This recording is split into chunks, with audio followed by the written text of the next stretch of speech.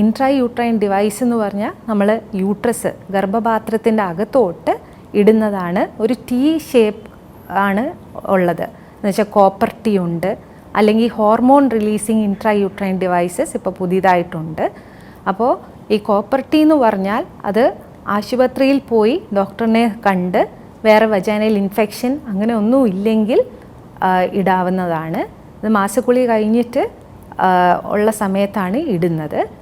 പിന്നെ അല്ലെങ്കിൽ പ്രസവം കഴിഞ്ഞിട്ട് 45 ദിവസം കഴിയുമ്പോൾ ഇടാം. പിന്നെ ഉള്ളത് പ്രസവത്തിന് ശേഷവും ഇടാറുണ്ട്.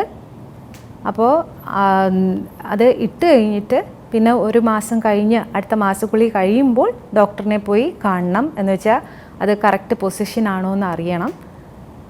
പൊസിഷൻ ആണെങ്കിൽ നമുക്ക് കോപ്പർ ടീ 380A ആണെങ്കിൽ 10 വർഷം വരെ അത് ഉപയോഗിക്കാവുന്നതാണ്.